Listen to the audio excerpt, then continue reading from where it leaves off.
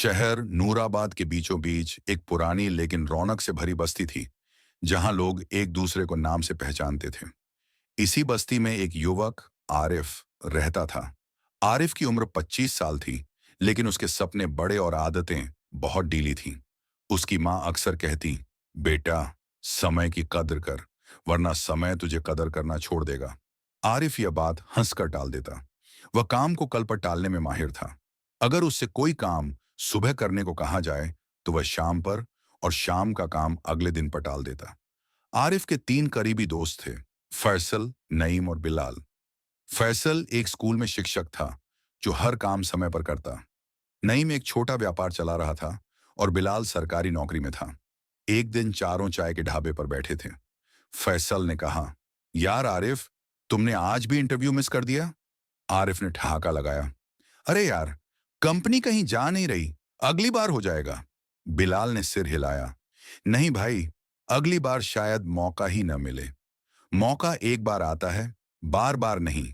आरिफ ने बात बदल दी, लेकिन दिल पर असर नहीं लिया। शहर के एक कोने में पुरानी किताबों की दुकान थी, जिसके मालिक हाजी रहमत 60 साल के बुजुर्ग थे।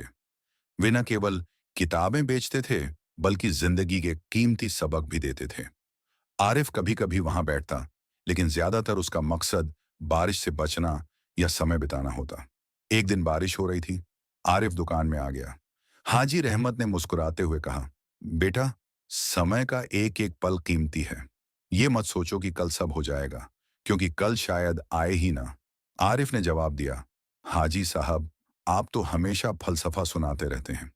हाजी रहमत ने एक पुरानी सुनहरी जेब घड़ी निकाली और कहा, यह घड़ी मेरे पिता की है। उन्होंने एक बार समय पर पहुंचकर अपनी जिंदगी बदल दी थी। अगर 5 मिनट लेट हो जाते, तो आज हम शायद गरीबी में होते। कुछ दिन बाद आरिफ को एक मशहूर कंपनी से इंटरव्यू का कॉल आया। उसने तैयारी की, लेकिन रात देर तक मोबाइल पर वीडियो देखता रहा। सुबह देर से उठा और इंटरव्यू के लिए 10 मिनट लेट हो गया। गेट पर गार्ड ने कहा, सर, इंटरव्यू खत्म हो चुका है। आरिफ का दिल बैठ गया। वह भारी कदमों से घर गया और पहली बार महसूस किया कि समय बर्बाद करने का कितना नुकसान होता है। आरिफ ने हाजी रहमत के पास जाकर कहा, आप सही कहते थे, समय ही सब कुछ है। मैं बदलना चाहता हूं। हाजी रहमत ने कहा, बेटा, बदलने के लिए नियत के साथ अमल भी जरूरी है। रोज का शेड्यूल बनाओ और उसे समय पर पूरा करो। आरिफ ने एक डायरी ली और उसमें रोजाना के काम लिखने लगा। वह सुबह जल्दी उठता, व्यायाम करता और दिन के सारे अहम काम तय समय पर करता। शुरुआत में मुश्किल हुई, लेकिन धीरे धीरे ये आदत बन गई। कुछ महीने बाद उसे फिर एक इंटरव्यू का मौका मिला। इस बार वह 1 घंटा पहले पहुंच गया। इंटरव्यू लेने वाले ने कहा, हमें खुशी है कि आप समय के पाबंद हैं। कुछ दिन बाद आरिफ को नौकरी का ऑफर मिल गया। आरिफ ने काम में भी समय की पाबंदी रखी। जल्द ही उसकी तरक्की हो गई और तनख्वाह बढ़ गई।